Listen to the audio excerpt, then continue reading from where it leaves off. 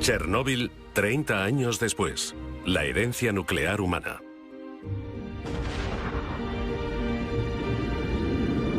...1945...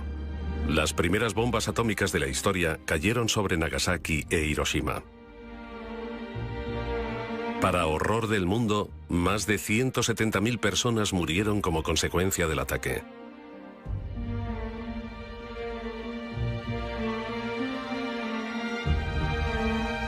Cerca de 57 millones de personas perdieron la vida durante la Segunda Guerra Mundial. La bomba atómica la finalizó de la noche a la mañana. Pero la caja de Pandora se había abierto liberando una atrayente cantidad de energía sin precedentes. Tanta energía que significó la muerte para los objetivos y una gran riqueza para aquellos capaces de utilizarla.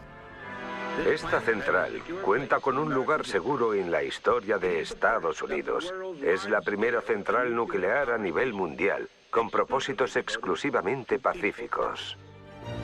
En 1954, Rusia construyó la primera central nuclear civil. Luego el turno fue de Estados Unidos. Voté en contra de la energía atómica porque pensaba que era obra del demonio. Ahora sé que me equivocaba. Dios hizo el átomo. Los seres humanos tardaron unos 20 años en construir las primeras 100 centrales nucleares. Desde las dos crisis del petróleo a mediados de los 70, este número se ha incrementado exponencialmente. A mediados de los 80, 360 centrales nucleares estaban activas en todo el mundo.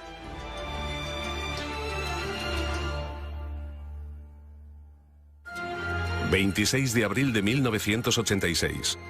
un día que debe grabarse en la memoria colectiva de la humanidad. En el bloque 4 de la central nuclear ucraniana de Chernóbil se llevaba a cabo un simulacro rutinario de un apagón eléctrico. Un simulacro con fatales consecuencias. El personal infringió los protocolos de seguridad y los códigos de construcción. Como consecuencia, la presión del reactor de repente se descontroló.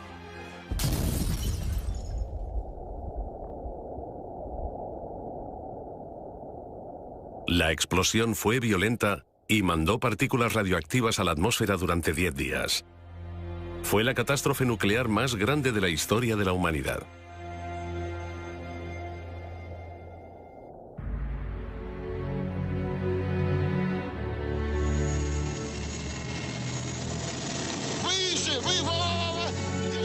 El gobierno soviético intentó ocultar el desastre enviando liquidadores para que asegurasen la zona contaminada.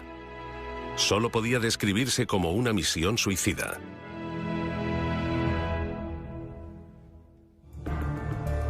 Las emisiones radioactivas acabaron llevándose la vida de muchos de ellos. Hasta el día de hoy, la zona de alrededor del reactor defectuoso sigue siendo una tierra baldía. En 2007, un helicóptero hizo un vuelo de reconocimiento sobre Chernóbil. Los primeros días después del desastre, desde el 26 de abril de 1986, la tarea más importante era prevenir lo antes posible la propagación de partículas radioactivas. La cubierta de protección que se construyó apresuradamente comenzaba a agrietarse. Cuando el helicóptero alcanzó el reactor, los instrumentos de medida de los científicos comenzaron a fallar. Había radioactividad en el aire.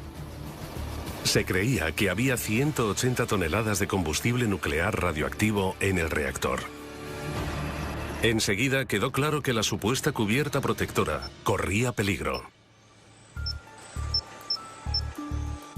Chernóbil sigue irradiando. A pesar de los accidentes de Chernóbil y Fukushima, las centrales nucleares siguen construyéndose en todo el mundo en gran número. Actualmente, más de 30 países tienen unos 400 reactores nucleares. En 2011, Alemania anunció la suspensión de sus centrales nucleares a pesar de mantener algunos de los niveles de seguridad más altos del mundo. Desmantelar centrales nucleares es un esfuerzo descomunal.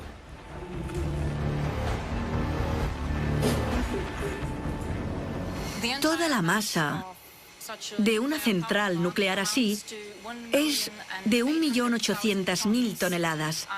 Y afortunadamente, solo el 35% de esta masa está contaminada o es sospechosa de estar contaminada.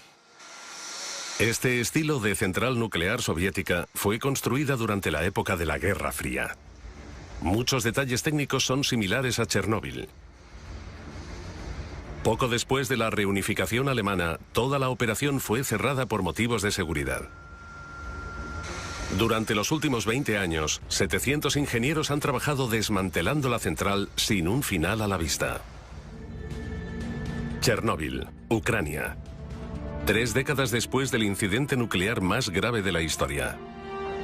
Alrededor de 130.000 kilómetros cuadrados de tierra en Bielorrusia, Ucrania y Rusia se han visto afectados por la contaminación del accidente del reactor de 1986. En aquella época, unos 5 millones de personas vivían en esa zona. Hoy, el radio de la zona restringida es de 30 kilómetros. Se requiere un permiso especial para sobrepasar los puestos de control. En 1986, Vladimir Usatenko fue llamado al lugar del accidente como ayudante. Lo que vivió allí le sigue asustando hoy en día.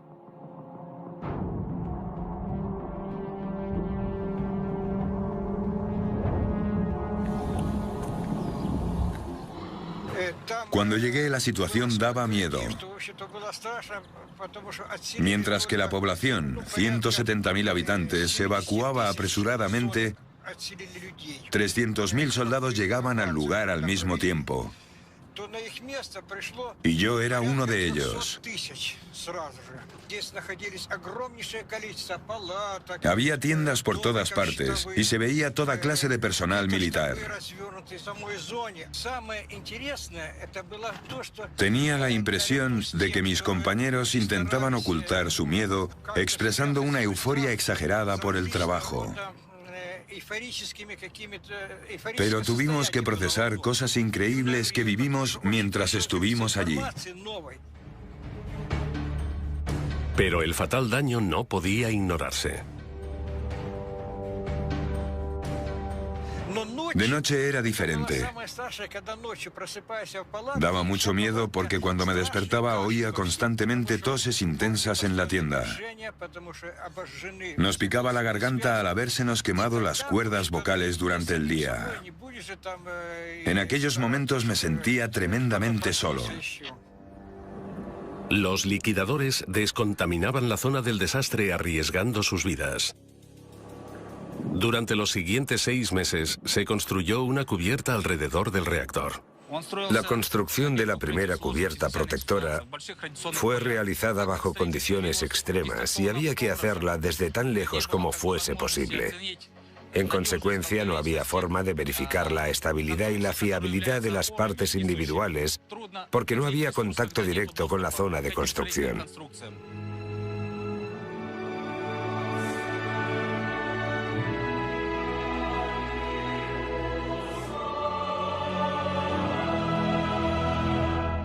Aún así, rara vez la humanidad aprende de la historia.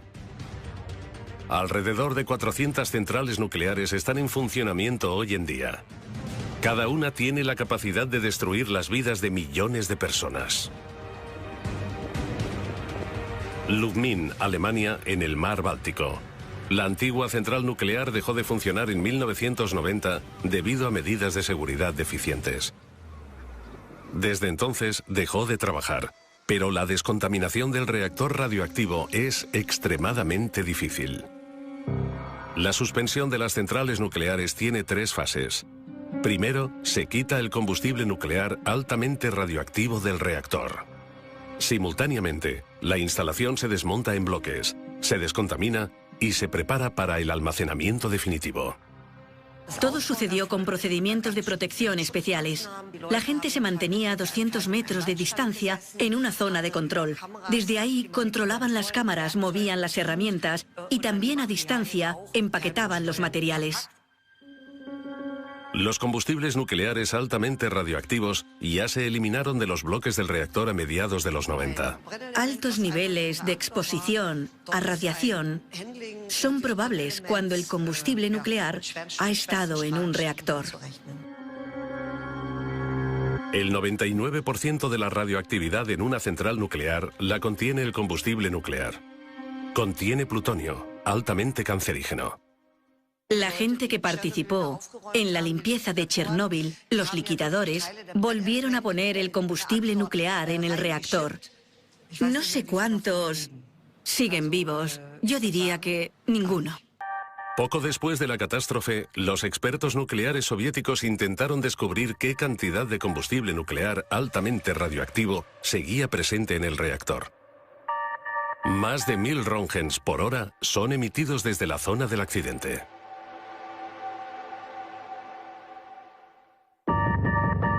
Se inició una expedición para calcular cuánto combustible quedaba en el reactor. Un cámara profesional, Sergei Koselev, amigo del liquidador Usatenko, se unió a esta misión con su cámara. Los niveles de exposición eran muy altos. No teníamos ningún dispositivo para medir la radiación. No te habría servido de mucho. El equipo de entonces no era muy bueno. A nadie se le ocurrió llevar uno. La primera expedición al núcleo del reactor del desastre sigue viva en la memoria de Koselev. Me pareció que llegaba a otro planeta.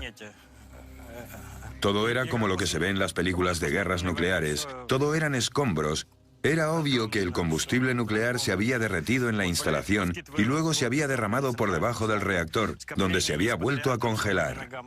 Llamábamos a esos trozos de combustible nuclear congelado patas de elefante, porque era lo que parecían.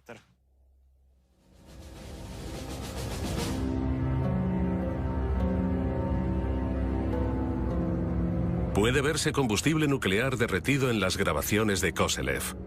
Pero, ¿son realmente 180 toneladas como indican los informes oficiales? El experto en Chernóbil, Usatenko, tiene sus dudas. Han descubierto que no había casi combustible nuclear en el reactor. Así que el Organismo Internacional de Energía Atómica debe explicar por qué la catástrofe siempre ha sido minimizada. Según la versión oficial, solo se salieron el 4% de los materiales. Pero estudios demuestran que la contaminación fue más amplia de lo que pensamos. Así que no pudo ser solo un 4%. Creo que fue casi el 96%.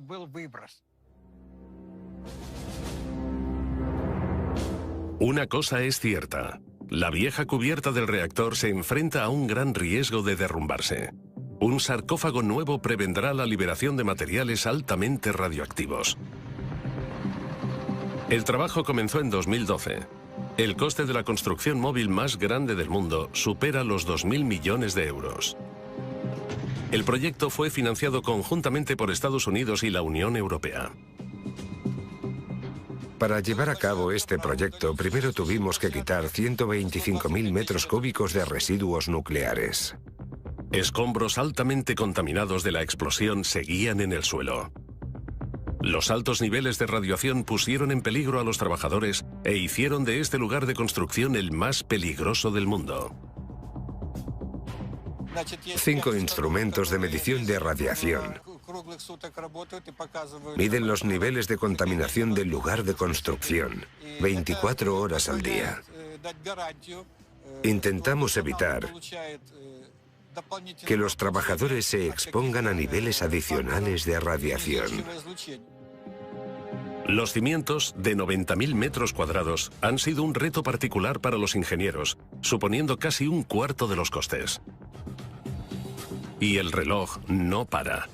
La vieja cubierta se está desintegrando más rápido de lo esperado. El viento y la lluvia lo derriban desde el exterior, mientras que el material radioactivo del núcleo está haciendo la construcción más quebradiza. La estabilidad de la vieja cubierta está en peligro debido a los procesos de disolución. Cae lluvia y nieve, y como resultado la cubierta ya no puede cumplir con su función protectora de forma fiable. Una vez más, las personas arriesgan sus vidas para intentar controlar el reactor de Chernóbil.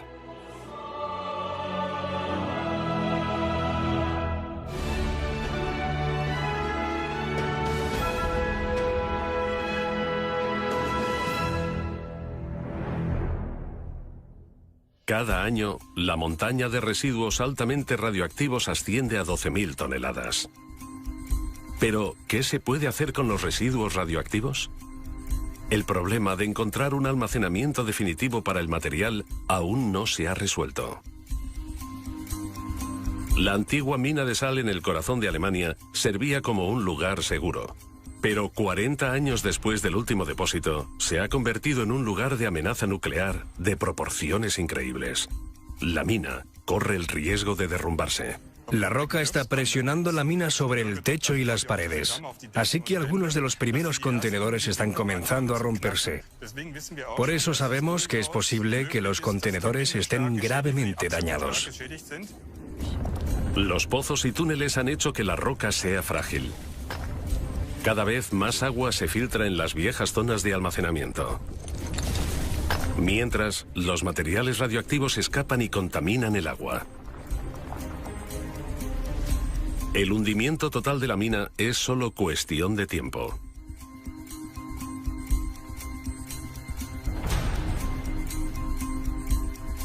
$126.000 barriles de residuos radioactivos deben ser rescatados de los túneles sellados.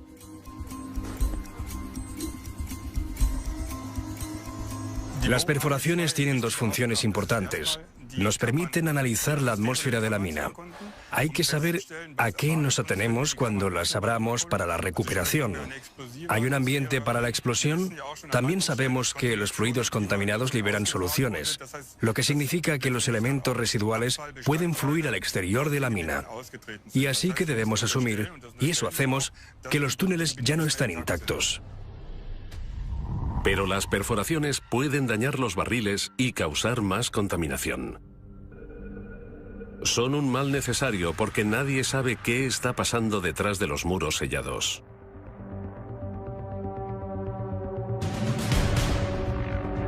Una imagen ayudaría a entender la extensión de los daños. Antes de que comience la recuperación, se mandan cámaras especiales por las nuevas perforaciones. Las grabaciones son para documentar adecuadamente el estado de la roca alrededor de las cavidades. Además, podemos obtener lecturas del radar que describen las propiedades mecánicas de la roca con exactitud. Eso me da la seguridad de que la roca no se caerá por el pozo o que esta zona no se derrumbará. Se cree que hay 28 kilos de plutonio en los viejos pozos de la mina de sal. El estado de muchas de las zonas de almacenamiento es crítico.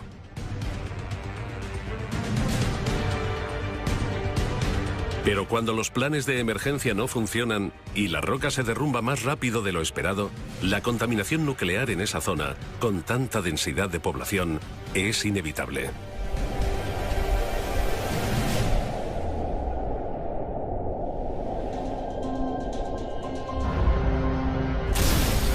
El desastre nuclear de Chernóbil ocurrió en 1986. El reactor afectado se arregló provisionalmente. Hoy, la radiación podría salir. Un segundo desastre en Chernóbil amenaza. Los ingenieros tratan de construir una cubierta nueva. La denominada sarcófago es la construcción móvil más grande del mundo y mantendrá la radioactividad dentro. La construcción del sarcófago no solo debe ser capaz de resistir el viento, sino la lluvia, el hielo, los tornados y los terremotos de nivel 6 en la escala de Richter. Los ingenieros pensaron en una construcción de acero única para asegurar la estabilidad necesaria. La estructura de la base pesa casi 29.000 toneladas. La radioactividad del lugar de construcción es aún 300 veces superior al nivel normal. El sarcófago se construye en 3 pasos. Los trabajadores no pueden trabajar por encima de los 30 metros porque la exposición a la radioactividad aumenta proporcionalmente con el incremento de altura. Intentamos compensarlo limitando los turnos.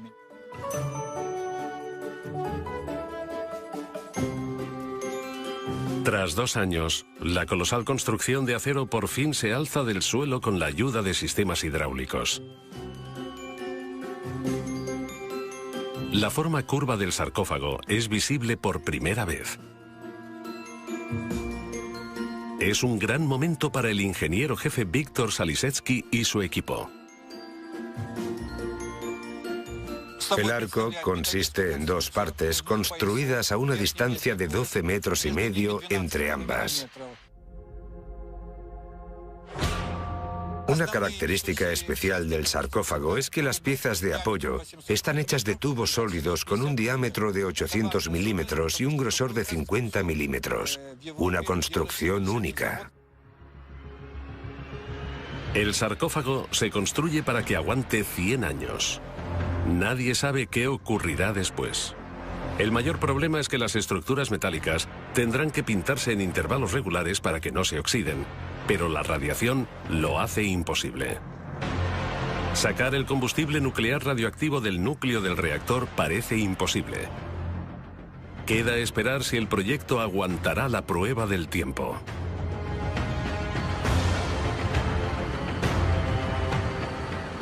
El nuevo sarcófago nos da la oportunidad de desarrollar nueva tecnología en los próximos 100 años y una estructura para un lugar de almacenamiento definitivo. El reactor se desmontará progresivamente bajo la cubierta protectora y los residuos radioactivos quedarán debajo permanentemente.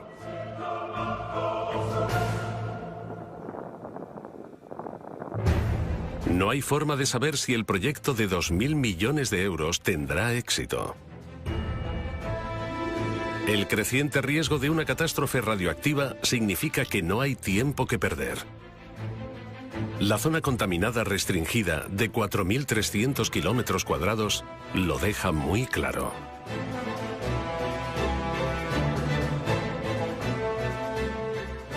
Los niveles de radiación actuales que emite el plutonio y los elementos transuránicos que se convierten en plutonio con el tiempo convierten esta zona en inhabitable durante al menos los próximos 1000 años.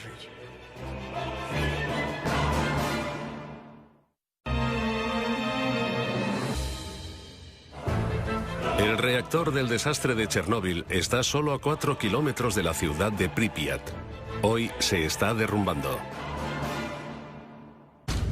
Alrededor de 50.000 personas vivían aquí en 1986.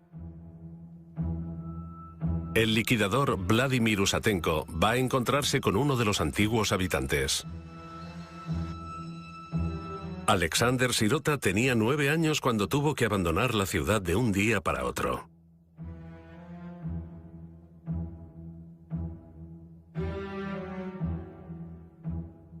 Fue sobre las 8 de la tarde del 26 de abril.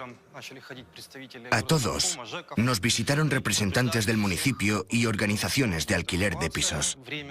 Nos dijeron que había planeada una evacuación de emergencia y que teníamos que prepararnos. En aquel momento, el incidente radioactivo llevaba 18 horas. La dirección de la central nuclear dejó incluso a Moscú en la oscuridad hasta la noche.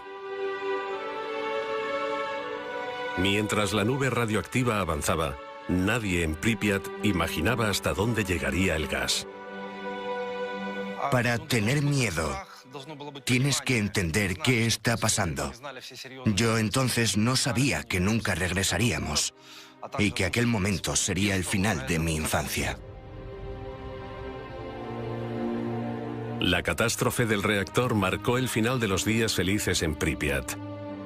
Enviaron 1.200 autobuses para la evacuación.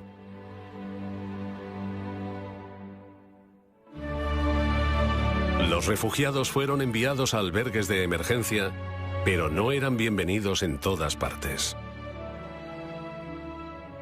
La forma como nos trataron a los refugiados fue insufrible. Nos trataron como a marginados. Tenían miedo y nos rechazaban. A los habitantes no se les permitió volver a sus hogares. La evacuación temporal terminó en un adiós definitivo sin la esperanza de volver. Yo vivía aquí con mi madre. ¿Cuántos años tenías? Casi 10. Madre mía, casi 10. ¿Qué sentiste?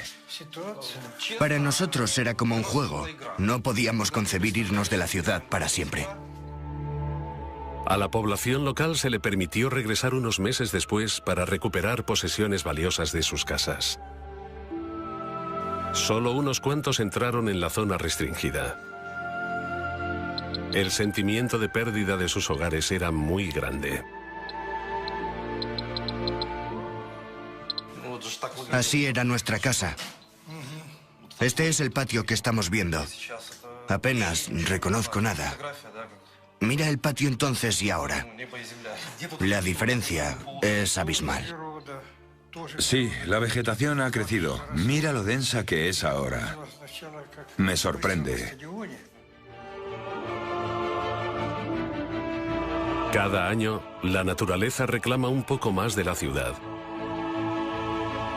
Pripyat es como una cápsula del tiempo enorme desde 1986.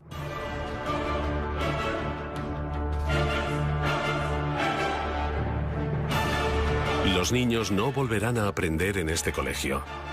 Sus trabajos siguen en la antigua clase de física. Tuvieron que dejarlo todo atrás. Han pasado décadas desde entonces. Nunca imaginamos que el resto de nuestra vida estaría marcado por visitas al hospital. Alexander Sirota sobrevivió al accidente, pero muchos de sus compañeros de clase murieron por envenenamiento radioactivo.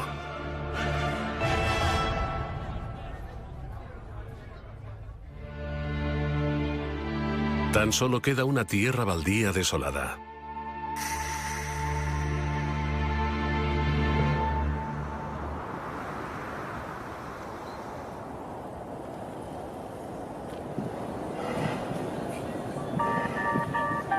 En Kiev, en el Instituto de Medicina para la Radiación, es donde trataron a muchas víctimas de Chernóbil y de Pripyat durante años. Las imágenes de los que sufrían los efectos de la radiación se grabaron en la memoria colectiva ucraniana. No hay células que protejan el cuerpo de una persona contra las infecciones si absorben una dosis mayor a 100 Roentgen. Es prácticamente letal. El nivel de exposición determina el alcance de los síntomas. Puede resultar en una muerte en minutos o en efectos secundarios menores a largo plazo. Miles de personas estuvieron expuestas a la radiación de Chernóbil. Muchos siguen siendo residentes del hospital a día de hoy. Fui uno de los 8 científicos que el presidente de la Academia Nacional de Ciencia envió a Chernóbil en 1986 para contener la propagación del polvo radioactivo. Muchos de los liquidadores no conocían todas las consecuencias de exponerse a la radioactividad. A otros no se les contó el verdadero alcance de la catástrofe. Teníamos muchísima sed y una sensación de ardor insoportable en la garganta. Cada 15 o 20 minutos teníamos que beber grandes cantidades de agua, si no el trabajo no habría sido posible. Los liquidadores cavaron apresuradamente un túnel mientras el agua fluía bajo el reactor y la masa, como lava, amenazaba con salir de las barras de combustible y del grafito. Lograron prevenir más explosiones que, según la estimación de los expertos, habrían hecho inhabitable media Europa. Muchos de aquellos héroes pagaron su heroísmo con sus vidas.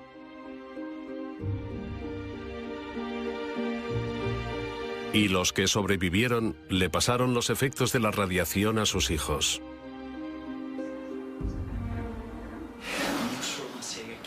¿Qué le pasa a este joven? Tiene problemas en el páncreas. ¿Tiene los síntomas comunes? Sí, las muestras del hígado también tienen niveles elevados. El profesor Chumak sospecha que la causa es un cambio en los genes del paciente. Una sola base de ácido nucleico modificado puede cambiar los sistemas enzimáticos fermentados del cuerpo de tal forma que se convierta en menos resistente a diferentes influencias dañinas que provienen del medio ambiente. Los médicos atribuyen los síntomas directamente a la exposición a la radiación de sus padres en Chernóbil. Pero los efectos a largo plazo de la radioactividad son un problema global.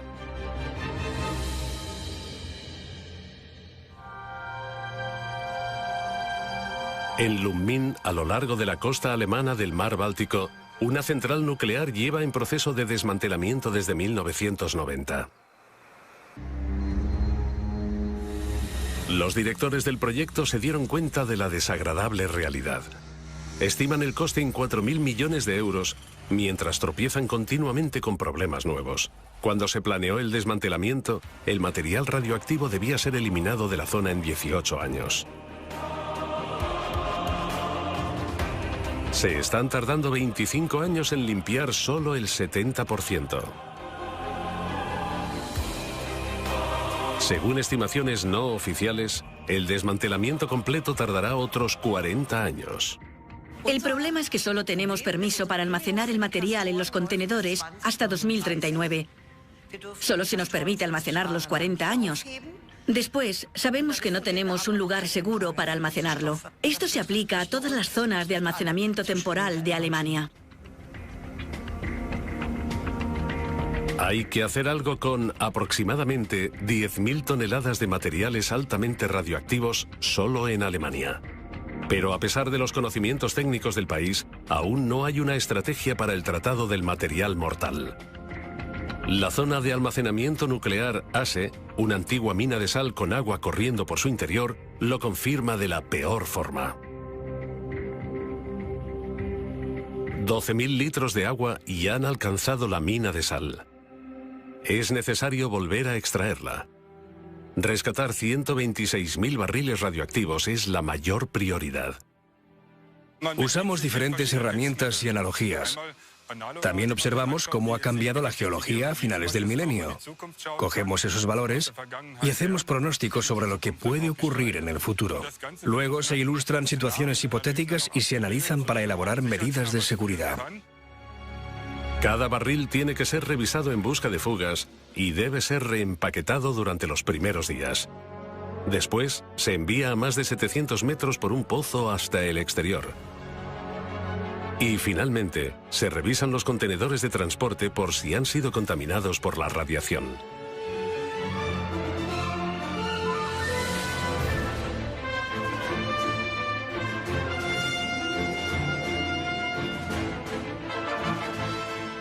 Es un proyecto muy grande. Este tipo de recuperación no se ha probado nunca. Aún así, corremos el riesgo de que la instalación se inunde más allá de nuestro control. Así que es importante tomar medidas de emergencia para minimizar los daños con respecto al medio ambiente y al público. Todo está todavía en el aire. Nadie sabe si la recuperación será posible. O si los peligrosos materiales se convertirán en un peligro incontrolado permanentemente. Para almacenar los barriles de forma segura, una vieja mina de hierro se está convirtiendo en una nueva instalación de almacenamiento definitivo. Las tuneladoras esculpen 850 metros de espacio de almacenamiento en el interior de la montaña. El pozo de Konrad es el único punto de almacenamiento definitivo que cumple los estrictos niveles de seguridad en Alemania. Geológicamente hablando, la diferencia es que el pozo de Konrad es una antigua mina de hierro donde solo se sacó hierro durante unos años, mientras que en ASE la sal se ha extraído durante décadas. La instalación ofrece 300.000 metros cúbicos de espacio de almacenamiento para residuos nucleares radioactivos medios. Para 2022 se espera que haya unos 600.000 metros cúbicos de residuos nucleares. Aprovechar viejas minas como instalaciones de almacenamiento no es nada nuevo La idea ha fracasado una y otra vez. Se necesita una técnica nueva. Se necesitan incisiones rápidas y breves en la roca para impedir concentración a largo plazo en los pozos. El problema es que el concepto no es muy convincente. No hay punto de almacenamiento alternativo. Los residuos nucleares han sido almacenados temporalmente durante los últimos 40 años. Ese es un problema que tienen en común muchos países nucleares. Chernóbil, abril de 1986. La lluvia radioactiva de Chernóbil es uno de los peores desastres nucleares de la historia. Alrededor de 4.300 kilómetros cuadrados de tierra se han convertido en inhabitables durante siglos. Casi 300.000 personas perdieron sus hogares. Muchos de los pueblos de los alrededores de Chernóbil se derribaron. Solo quedan unas pocas casas hoy en día. Muchos volvieron después de la evacuación, entre ellos Ana e Igor. Hoy tienen casi 80 años y no se creen que haya contaminación.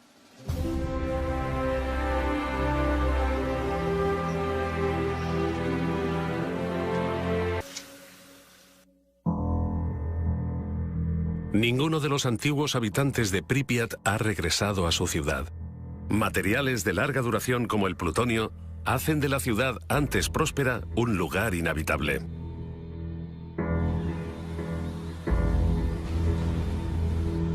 El experto en radiación Usatenko cree que las peores consecuencias de la catástrofe nuclear están por llegar.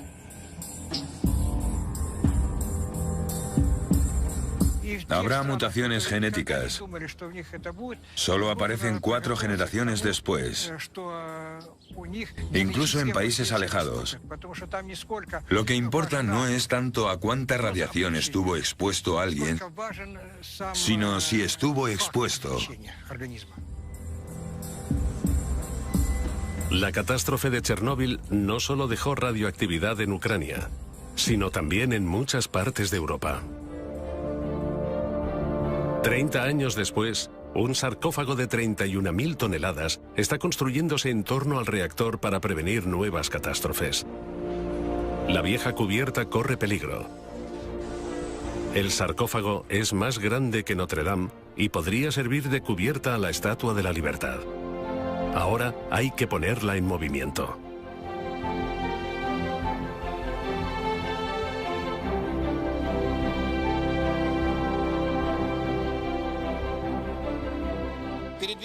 El movimiento tiene lugar con el uso de los trenes de sujeción que hay a cada lado del arco y que sujetan el sarcófago con los raíles. Debido a su considerable peso, el arco cobertor se montará por separado. Mientras la estructura de 2.000 millones de euros se pone en movimiento, el éxito de toda la misión pende de un hilo. Uno de los trenes de sujeción empuja la construcción, mientras que el otro tira de ella hacia sí mismo. De esta forma, la estructura tiene 4 trenes de sujeción para moverla con la mayor seguridad posible.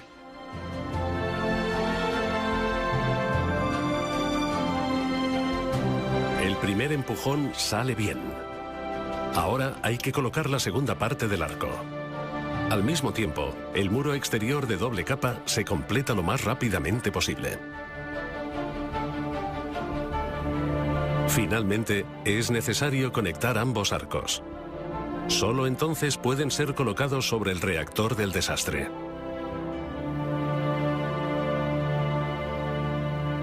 Hay que mantener unas condiciones muy específicas en el exterior del muro para que todo funcione. La humedad debe estar por debajo del 40% para prevenir la corrosión de la construcción. Las reparaciones y el mantenimiento no serán posibles una vez que el sarcófago haya llegado a su posición final sobre el reactor. La radiación sería demasiado alta.